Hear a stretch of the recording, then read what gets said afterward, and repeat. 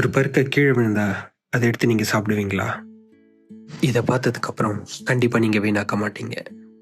அது ஒரு காலையில் ஒரு சின்ன பையன் காலையில் பிரேக்ஃபாஸ்ட் சாப்பிட்டுட்டு இருக்கான். சாப்பிட சுத்தமாக மனசே இல்லாமல் மொபைல் நோண்டிக்கிட்டே சாப்பிட்டுக்கிட்டே, அம்மா எனக்கு இந்த சாப்பாடு சுத்தமாக பிடிக்கல, டேஸ்ட்டாகவே இல்லைன்னு சொல்லிட்டு எந்திரிச்சு போயிட்டான்.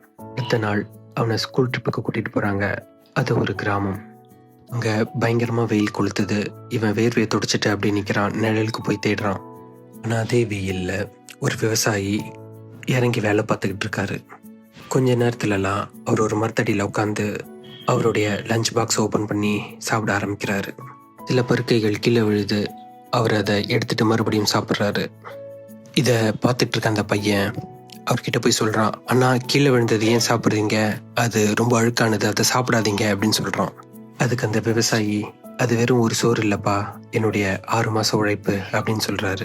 இதை கேட்டதும் அவன் நேற்று சாப்பாடை வேஸ்ட் பண்ணதை தான் அவனுக்கு ஞாபகம் வந்தது. இப்போ தான் அவன் தப்பு பண்ணதை ரியலைஸ் பண்ணுறான். அடுத்த நாள் அதே டேபிள், அதே பிளேட்டு, அதே சாப்பாடு. ஆனால் இந்த தடவை அவன் ரொம்ப கவனமாக சாப்பிட்றான்.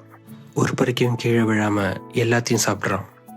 யோசிச்சு பார்த்தா அது வெறும் ஒரு பருக்கை தான். ஆனால் அதுக்கு பின்னாடி ஒருத்தருடைய வாழ்க்கை அடங்கியிருக்கு.